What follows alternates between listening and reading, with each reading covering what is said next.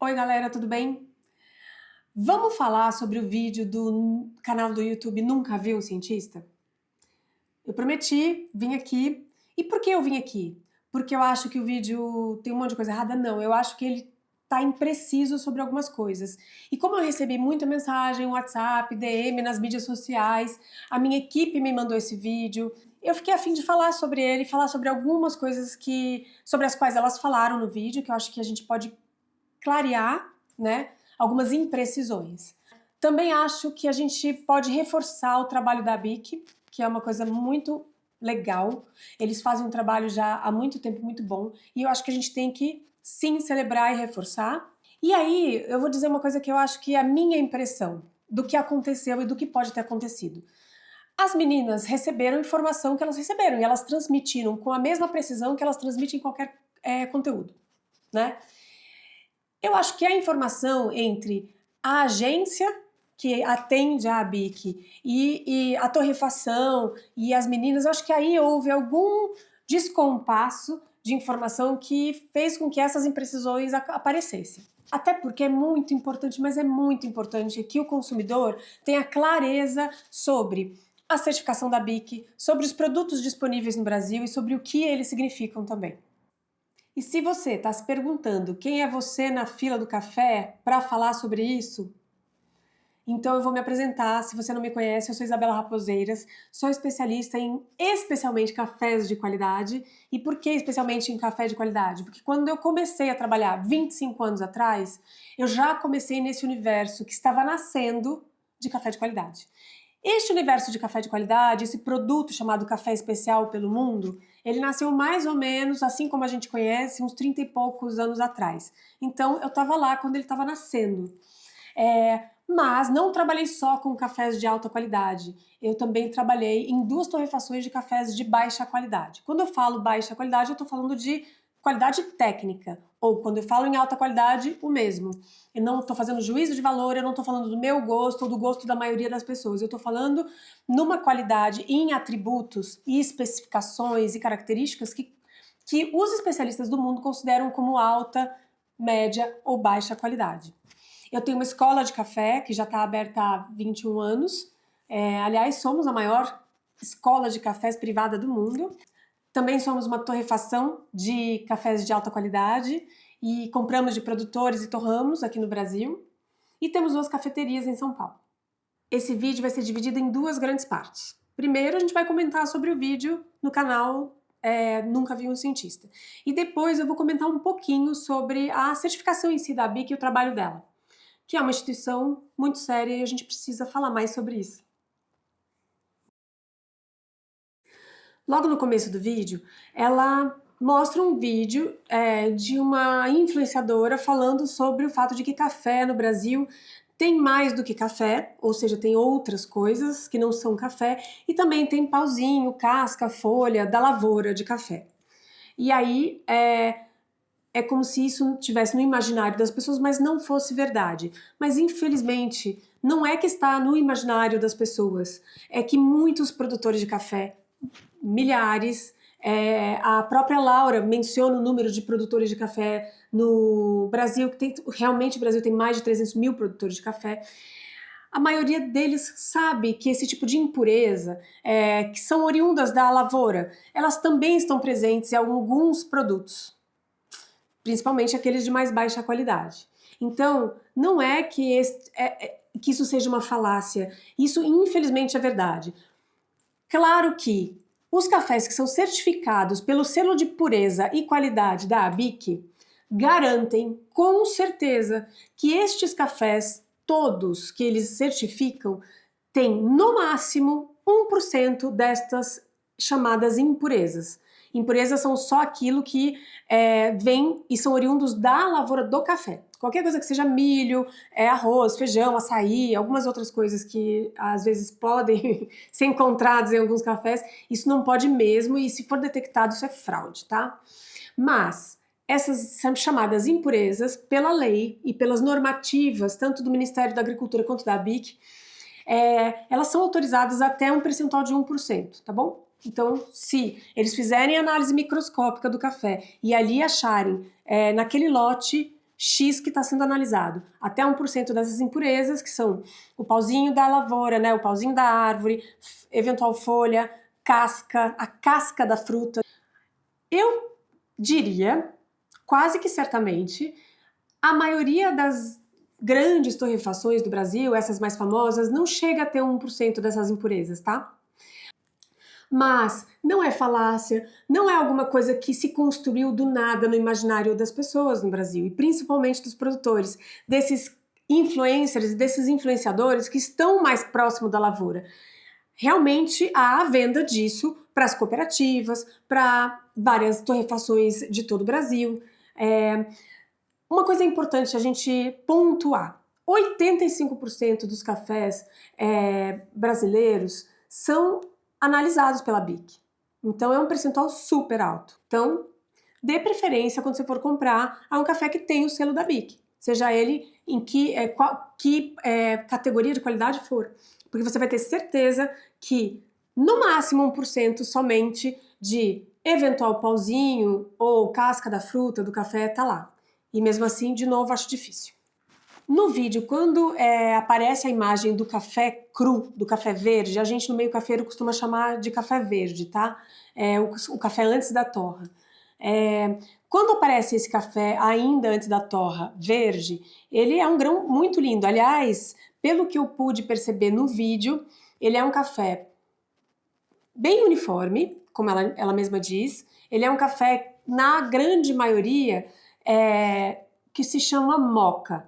O moca é uma formação congênita que numa fruta, ao invés de ter duas sementinhas, você tem uma só na formação do fruto e aí ela obtém um formato diferente. Então me parece que esse é um arábica moca. É maravilhoso, a gente adora torrar moca.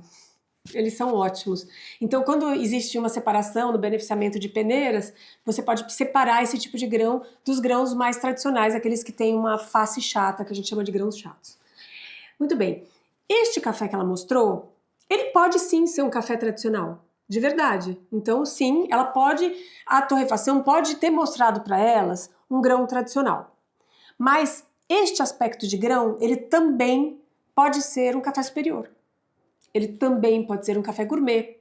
Ele também pode ser um café especial. Então, só de olhar, não há nada que nos garanta que esse café não é um superior, um gourmet ou um especial. Óbvio que a torrefação deu essa informação para elas. Este café lindão, maravilhoso, visualmente é um café tradicional. Então, se este café lindão visualmente é um café tradicional, ele provavelmente deve ter um defeito e um problema sensorial. Se ele não tiver esse problema ou defeito sensorial, o que vai acontecer? Ele vai desenquadrar da categoria dos tradicionais ou extra fortes e vai se enquadrar no mínimo no superior. Porque se ele não tiver esse defeito, ou um defeito de envelhecimento, se for um café velho, de outra safra, o que também não me parece pela coloração, mas de novo, a gente sempre tem que provar café, ninguém é vidente de café aqui, né? Então pode ser que esse café realmente tenha uma chance grande de não fazer parte desta categoria dos tradicionais, tá? A maior parte dos cafés tradicionais vai ter defeito visual, sim. Até porque, para a gente ter café superior, gourmet, especial, a gente precisa separar. Ao longo do beneficiamento, você tem uma série de processos de separação por peso, por peneira, né, por tamanho de grão, por coloração. Então, tem várias etapas de separação de grãos. Então, geralmente, os cafés tradicionais, aqueles que admitem um pouco mais de problema sensorial ou de problema visual, de defeitos, esses cafés, eles acabam, a grande maioria deles vai para o café tradicional, que admite esse tipo de grão. Esse tipo de grão faz mal para a saúde? Não faz necessariamente mal para a saúde. Mas eles são grãos não tão nobres sensorialmente, portanto, eles não ficarão nas categorias consideradas tecnicamente de mais qualidade, tá? Então, não dá para saber se o grão que a gente vê no vídeo é de um café tradicional. A gente vai precisar falar um pouquinho, e agora é um parênteses, já que as cooperativas foram citadas, vamos aproveitar para falar sobre elas? Infelizmente, com dor no meu coração, eu vou ter que informar que muitas, e talvez a maioria das grandes cooperativas no Brasil de café, elas não são cooperativas ou não estão aí, elas não cumprem o seu papel, que seria, na verdade, contribuir, educar, fomentar, ajudar a agregar valor no produto e no café do produtor. E, infelizmente, o que acontece é que a maior parte dos produtores no Brasil não sabe provar café, aliás, no mundo inteiro, a maior parte dos produtores de café no mundo não sabem provar o próprio produto. Isso está acontecendo agora. Nos últimos 20 anos, os produtores começaram a provar o próprio café, entender o que eles produzem e a qualidade que tem aquilo que eles produzem.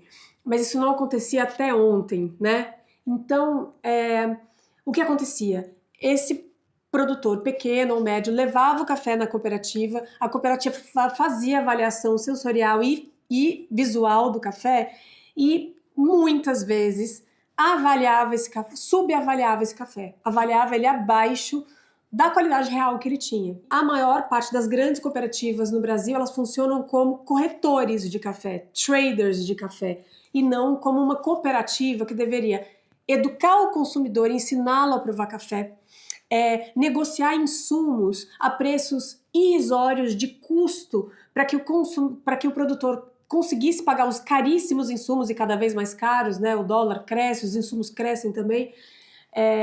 Então, infelizmente, a gente não tem uma cooperativa que coopera. Existem pequenas associações e cooperativas em várias regiões hoje em dia do Brasil fazendo um belíssimo trabalho. Eu não estou falando que elas não existam, mas as grandes cooperativas no Brasil, elas são, infelizmente, elas têm uma relação um pouco vampiresca com o seu cooperado. E acho que vale a pena contar aqui que isso existe, porque a gente está falando de café tradicional, a gente está falando de café extra forte e a gente está falando dessa matéria-prima. Tem um momento em que a Laura fala sobre a palha do café, porque as pessoas falam sobre que café tem palha, você ouve isso toda hora, né? E não é que é verdade que café tem palha mesmo, mas eu vou falar o que é esta palha que há no café, tá bom?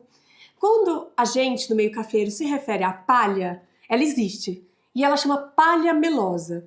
Palha melosa é a casca que a gente retira da fruta para fazer métodos de mais qualidade. Então, o processamento pós-colheita, você colhe o café e existem alguns tipos de processamento em que você vai tirar a casca, até para você separar o café mais verde do café mais maduro, existe esse tipo de processamento. Vai sobrar de um lado a casquinha da fruta. E aí, do outro lado, foram as sementes, né? Esta casca pode ser usada na lavoura como adubo, né? Você pode fazer compostagem com ela. Mas muita gente vende esta palha melosa para a indústria. Então, quando a gente fala palha, também, de novo, gente, não surgiu do nada essa palavra palha, não é que não exista. Mas não é palha-palha, ou sei lá o que é palha, na verdade, né? Então, quando você ouvir que alguém fala, não, mas o café tem palha, você diz, tem mesmo, mas não é palha-palha, é palha melosa, a casca que sai da fruta em alguns métodos de processamento. Aí você se exibe um pouquinho. Sobre a carbonização ou a incineração disso no torrador é o seguinte, né? Ela comenta logo depois. Durante a torra, você tem uma câmara extremamente quente mesmo, tá certíssimo, que tá torrando esse café. E o grão em si, nessas torras mais escuras, ele se torna quase um carvãozinho. Então, se você consegue incendiar uma palha, um pauzinho, você também conseguiria incendiar esta semente que já está bem torrada, já está num alto nível de torra, bem porosa. Por que não incendeia? Porque você tem uma ausência grande de oxigênio na câmara de torra. Então, esses cafés todos, dentro do torrador, ele não incendeia nem o pauzinho, nem a palha melosa e nem o próprio café. Claro, se você esquecer o café lá dentro, ele vai incendiar uma hora. Mas seguindo o ciclo de torra normal, você não vai incendiar o café lá dentro. E nem a palha e nem o pauzinho. O que vai acontecer é que quando o café hipertorrado sai da câmara de torra, que não está rica em oxigênio, sai da câmara de torra, ele vai entrar em contato com muito oxigênio e daí sim ele pode incendiar. Por isso, todos esses torradores das grandes indústrias, e não só das grandes indústrias, pequenas também, se você quiser resfriar o teu café com água e acelerar inclusive o processo de resfriamento do grão, você joga esse jato d'água. Por segurança nas grandes indústrias e por agilidade também. Agilidade numa grande indústria minimiza o custo industrial, certo? Eu mesmo já trabalhei numa torrefação de café de baixa qualidade que torrava assim um pouco de pauzinho, que torrava palha melosa, e ele não incendiava dentro do torrador. E é por isso que a gente tinha que tomar o cuidado de, antes de retirá-lo da câmara de torra, jogar um jato d'água para ele esfriar mais rápido. Tem um momento do vídeo que a gente vê os grãos já torrados saindo do torrador e indo provavelmente para os silos, né? Ou para o moedor e daí para os silos. Muito bem. Óbvio que não dá para dizer se esse café é um café tradicional, superior, gourmet ou especial. De novo, eu não sou vidente e só de olhar eu não consigo dizer isso. Até porque a gente precisa, de fato, sensorialmente provar o café para colocá-lo em alguma categoria. Me parece, pelo menos o que a gente pode ver, que esse café pode ser tradicional, apesar de que os tradicionais que eu já vi, já trabalhei e tal, tem uma torra um pouquinho mais escura, visualmente falando. Pode ser que seja um superior, inclusive. Pode ser que seja um café gourmet, pode também. Então não dá para dizer, só de olhar esses grãos lindos que estão ali, que se trata de fato naquela torra de um café tradicional. Pode ser que sim, pode ser que não. Existe uma outra informação no vídeo que não é muito precisa. E aí eu já vou adiantar um assunto que também está no vídeo sobre a torra e a função da torra mais escura, extra forte ou forte, que tem os cafés tradicionais e os cafés extra fortes. Sim, eles são mais torrados. Todos sabemos disso. Quando ela diz que a torra mais escura do café extra forte ou tradicional não serve para mascarar defeitos. Ela basicamente serve sim para isso. E isso não é um problema, porque se eu fosse uma torradora de cafés tradicionais, se eu fosse uma torrefação que torra café de qualidade mais baixa, tecnicamente falando, cafés tradicionais, cafés extra fortes, eu também tomaria essa decisão. Até porque durante a torra, você também constrói compostos. Dependendo do tipo de torra que você faça, esses compostos são mais fortes e intensos. Eles vão ajudar a mascarar determinados defeitos e fermentações que são mais intensas e são mais desagradáveis ao paladar. Então, sim, uma torra mais escura ajuda a transformar um café que é mais fermentado indesejavelmente, que é mais defeituoso sensorialmente, em algo que é palatável, que é até agradável de se tomar dependendo do seu hábito, entendeu? Então sim, uma torra mais escura mascara coisas. E aí eu vou abrir um parênteses técnico. Por exemplo, quando eu vou comprar café, quando qualquer torrefação dessas vai comprar café, o gringo lá fora vai comprar café, a gente faz uma torra de amostra, né? Porque a gente precisa pegar aquela matéria-prima, avaliar para ver se a gente vai comprar e por quanto que a gente vai comprar. Porque os preços do café são dados por avaliação sensorial e visual no mundo há séculos, né? Então, a torra que se faz na amostra é uma torra clara. Por que é clara? E tem que ser muito clara. E tem algumas torrefações que chegam a deixar o café levemente cru, inclusive, porque daí não haverá nenhum risco de você mascarar nenhum mínimo defeito daquele café.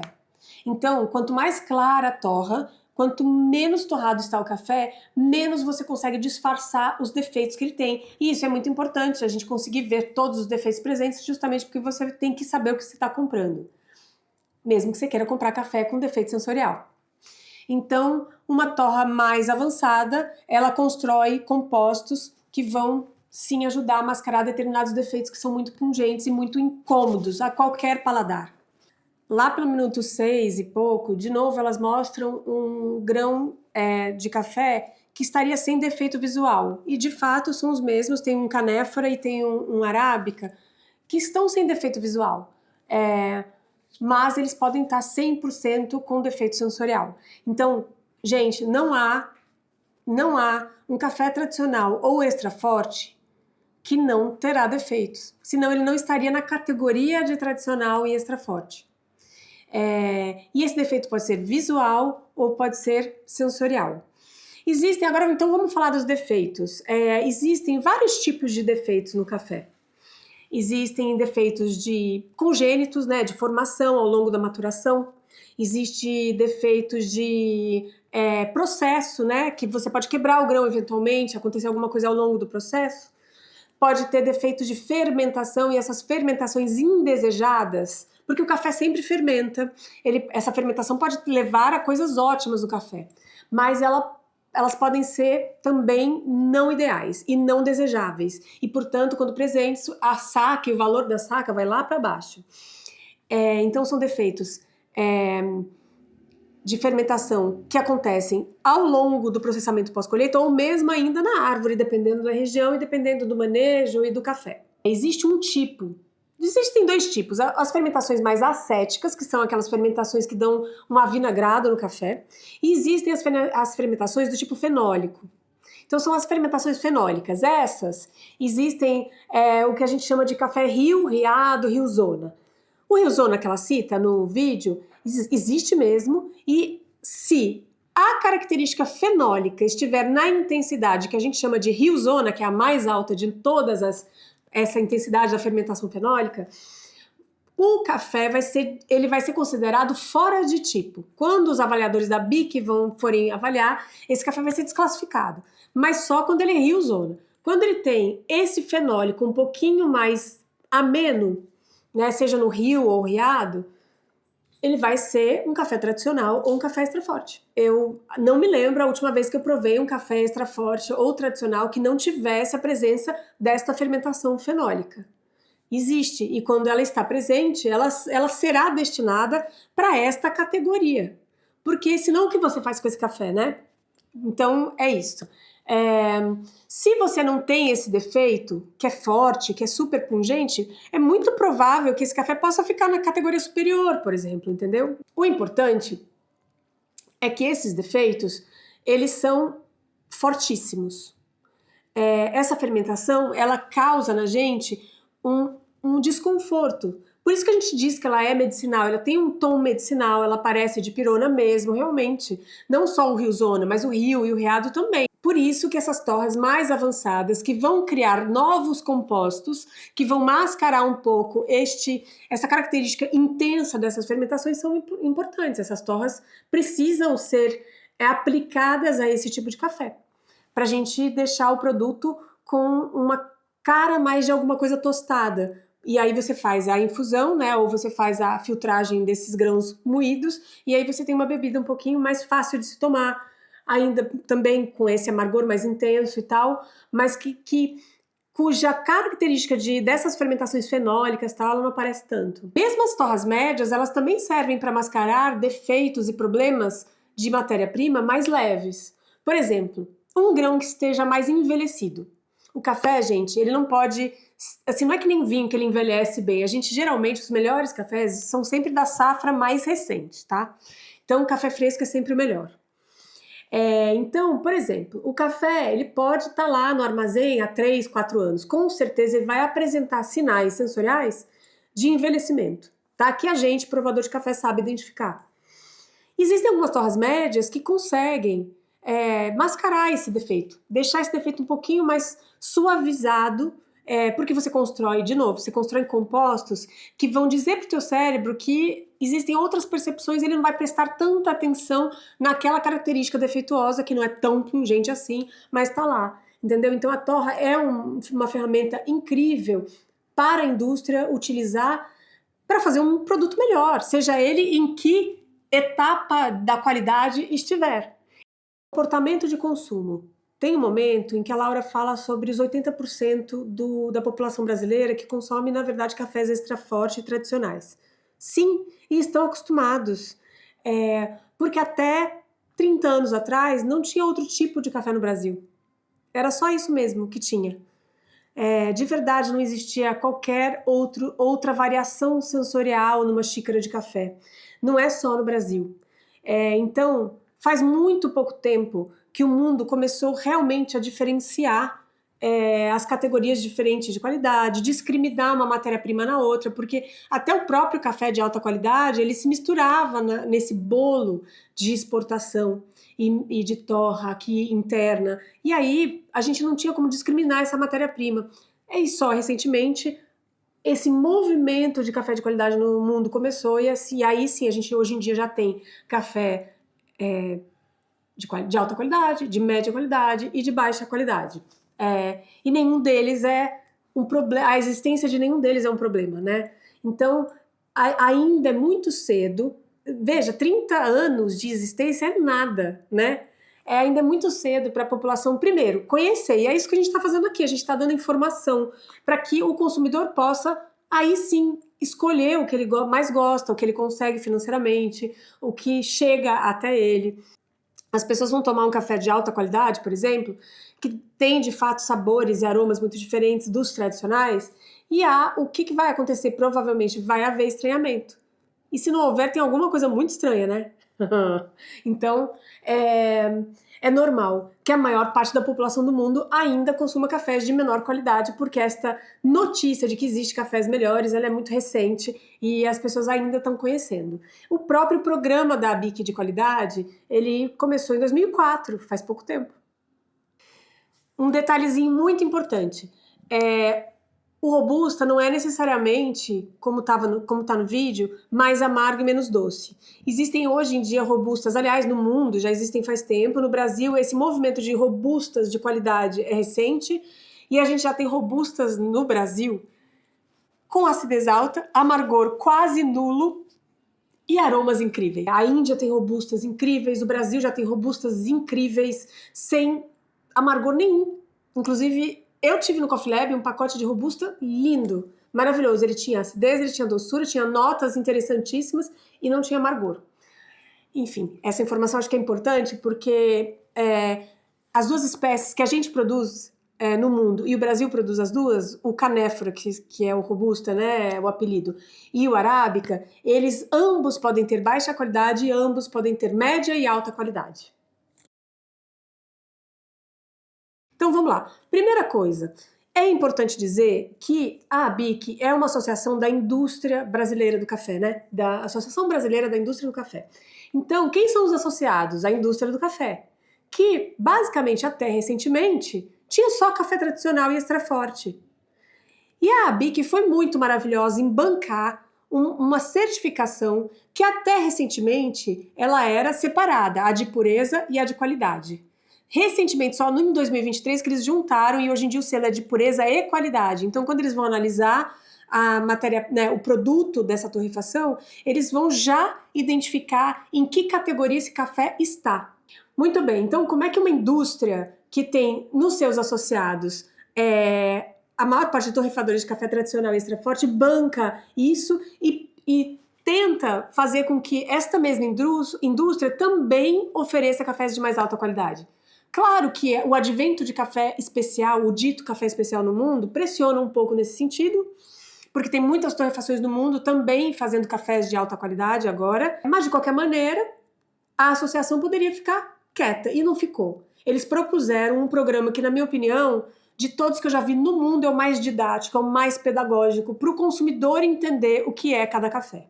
Então, fica aqui o meu aplauso público à BIC. Este aplauso já está nas nossas apostilas desde 2004, quando eles lançaram o programa. A gente já incluiu nas nossas apostilas. Por quê? Porque, de fato, apesar de eu discordar de algumas visões de certificação, em relação à avaliação sensorial que eles fazem, ele é muito pedagógico, muito pedagógico. Então eu consegui falar para o meu aluno que existe o café tradicional, existe o café superior, existe o café gourmet e especial, é muito facilmente compreensível. E também é por isso que eu tenho certeza que essas imprecisões do vídeo das meninas não é nem culpa das meninas, nem culpa da BIC. Foi realmente um conflito de informações, porque não é interessante para a própria BIC não ser clara sobre essa certificação maravilhosa que eles têm, esse programa que é único no mundo. Então existiu, infelizmente, algum problema de comunicação, de falta de revisão, talvez, nas informações que foram dadas pela torrefação para as meninas, que, com certeza, as reproduziu na íntegra. Então, talvez tenha sido isso, eu só posso acreditar nisso, porque realmente é muito importante, interessante e valorizador da própria certificação e do selo da BIC que o consumidor tenha clareza sobre cada uma dessas faixas de qualidade, né? Então, quais são elas? Vamos começar pelo extra forte. O extra forte, ele é um café de doçura muito baixa a baixa. Então, se você encontra um café de doçura muito baixa a baixa, ele pode ser extra forte ou pode ser tradicional também. Mas a intensidade de amargor do extra forte é maior.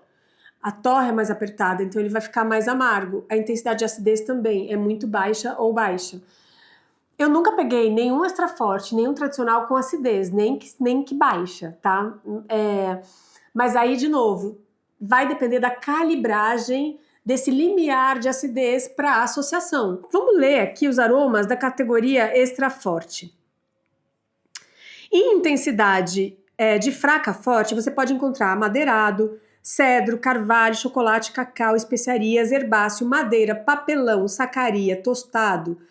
Em intensidade de fraca a muito forte, de queimado, defumado ou cinzas. Gente, madeira, papelão, sacaria, queimado, defumado e cinza não são aromas desejáveis em cafés de alta qualidade, tá? Mas na própria classificação aqui da ABIC existe a possibilidade de você encontrá-los nas categorias extra forte e tradicional. É por isso que esses cafés são avaliados assim e estão nessas categorias, porque depois que eles são torrados, eles vão apresentar essas características e esses aromas, tá? O protocolo da ABIC, ele tem uma calibragem específica. Aliás, os especialistas, e são 17, me parece, né, distribuídos em três institutos que fazem esse tipo de avaliação sensorial.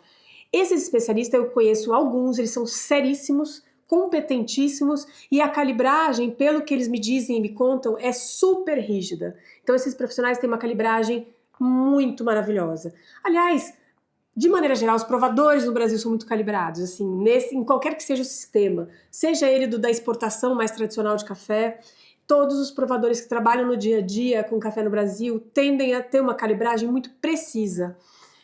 Tanto que no mundo inteiro nós somos os melhores detectores de problemas e defeitos em café no mundo. A gente vai em eventos mundiais e às vezes eu provo café com gringos e eu pego um defeito muito sutil que os gringos estão assim, achando que tá tudo lindo. Então a gente é muito bom e muito treinado nas nossas línguas e nossos narizes por causa desse tipo de calibragem. Então, o café superior, ele tem doçura moderada, ele tem acidez moderada, ele tem amargor moderado, é tudo moderado. Porque é isso, ele não vai ter nada muito expressivo, nem tampouco problemático e nem de qualidades excessivamente maravilhosas e complexas. Então, ele é o nosso café honesto. Então, o café superior é o cafezão honesto. É o café que a gente bebe facinho, ele não é super ultra caro. No superior, você tem aromas de intensidade moderada, forte de amadeirado, cedro, carvalho, amendoado, castanhas, caramelizado, caramelo, doce. Você viu que começaram a aparecer umas novas aqui? Chocolate, cacau, frutado. Apareceu também frutado, apareceu caramelo, apareceu caramelizado, doce. E você tem aparecendo aqui o cereal e o mel. Então apareceram os outros arominhas que nas anteriores não tinha. Claro, essa matéria-prima é um pouco melhor. Você tem mais precursores que durante a torra vão se transformar nesses compostos. Eu acho maravilhosa essa categoria. Esta categoria, para mim, ela é muito diagnosticadora de que quando ela estiver cheia de marcas de café superior no Brasil, a gente está maduro. Porque significa que as torrefações estão investindo nesse produto, porque sabe que o consumidor já entende o que é a alta qualidade, o que é a qualidade técnica baixa, lembrando sempre que eu estou falando de qualidade técnica. Então, o consumidor ele já tem repertório para saber o que é um café de alta qualidade técnica, o que é um café de baixa qualidade técnica e o que é um café de média qualidade técnica. Não é incrível? Isso é amadurecimento de mercado. Isso é muito bom, porque muita gente vai poder, né, pagar por um café que não precisa ser super, super gourmet ou especial, mas pode ser um superior. E isso agrega valor a toda a cadeia, agrega valor às torrefações, agrega valor a um produto que vai ser de fato melhor, né? O café gourmet, o que seria o café gourmet? O café gourmet, ele tem uma doçura de moderada a alta. Então, o café gourmet, ele já apresenta compostos de doçura mais alta. Não tem como fugir disso. A gente quer doçura alta no café, tá? Eu não tô falando da doçura do açucareiro, do leite condensado. É uma doçura que vem de compostos aromáticos que estão lá no café. Um café de mais qualidade tem mais compostos aromáticos. Então, o café gourmet, ele é um café mais doce, ele é mais ácido e ele também é menos amargo, tá? Nas intensidades lá que tem a calibração específica da ABIC. De novo, esses profissionais estão muito calibrados para detectar essas intensidades e entender em que faixa de qualidade esse café se coloca sensorialmente em função dessas intensidades de acidez, doçura e amargor, tá? Então o café gourmet ele é menos amargo, ele é mais ácido e ele é mais doce. Aromas do café gourmet. No gourmet você vai encontrar, daí nas intensidades que eles estabelecem aqui, caramelizado, caramelo, doce, frutado, mel, chocolate, cacau, floral. Floral apareceu. Floral não tinha aparecido antes, agora ele aparece. Então, realmente, as características aromáticas de florais, elas são mais raras. No café gourmet, não pode ter animálico, não pode ter curral, não pode ter azedo, borracha, fenólico, químico, medicinal, madeira, papelão, sacaria, terroso, mofo ou sujo, vegetal e verde. Não pode. No gourmet não pode. Tampouco no especial, né, gente? Eu nem preciso dizer. O especial, rapidinho, ele também, aí ele vai ser mais doce ainda, mais ácido ainda, e ele vai ter uma acidez característica, que eles chamam de características, e isso, depois a gente esmiuça isso com eles, quando a gente for entrevistá-los, mas é uma acidez também qualitativa. Tem alguns tipos de ácidos no café que são desenvolvidos ao longo da maturação, que dão também características específicas ao café, e esses ácidos, quando eles estão presentes, eles colocam esse café na categoria de especial. Se eles não estão presentes ou não são perceptíveis sensorialmente, fica um café gourmet segundo a classificação da BIC. Eu tô falando da classificação da BIC, tá? E a BIC, depois vocês me corrijam se eu estiver errada. O que é importante nessa nossa conversa? Tudo isso que eu falei. O importante é saber que essas certificações e essas categorias de qualidade, elas ajudam a gente a ter clareza sobre o que é o café, as possibilidades infinitas que tem essa bebida tão maravilhosa e o quanto algumas instituições do Brasil já fazem um trabalho muito sério, inclusive de educar o consumidor realmente sobre o que é. E a gente gostaria, e eu gostaria, que essa educação fosse mais ampla ainda. Isso não significa que as pessoas precisem parar de tomar café tradicional. De jeito nenhum, não é isso. Até porque aquele cara que faz café tradicional, café especial, café gourmet, ele precisa também vender o café que não é super especial e super gourmet dele para algum lugar, senão essa economia não gira. A gente precisa que essa economia seja saudável, ela seja clara e ela também ajude o consumidor a escolher melhor. Não resta dúvida que os cafés tradicionais e os cafés extra fortes, eles têm matéria-prima um pouco mais comprometida do ponto de vista de qualidade técnica. Eles não são rastreáveis, não é que você saiba de cada produtor de onde vem aquele café. E a gente não tem como dizer se eles o quanto ou se eles são sustentáveis socioambientalmente.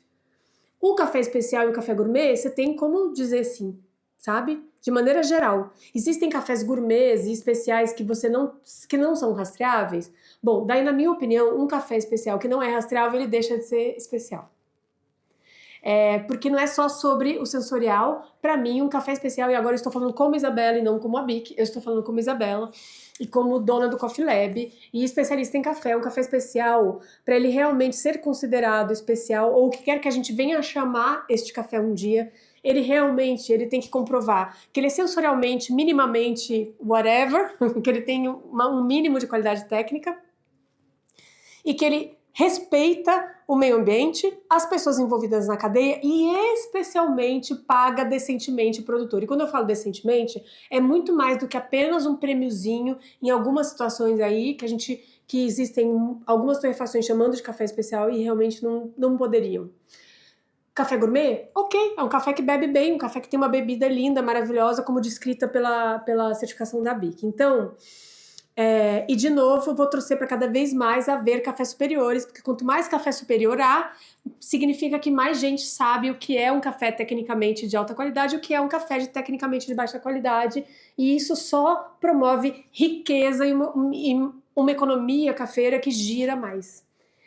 E lembrando que, seja a qualidade do café que for, mesmo o extra forte e o tradicional, eles são muito mais saudáveis do que refrigerante, do que suco ultraprocessado, do que qualquer bebida ultraprocessada no mundo. Então vamos beber mais café, porque eles são muito mais saudáveis, eles são nossos, a gente é o maior produtor de café do mundo e a gente é um dos melhores.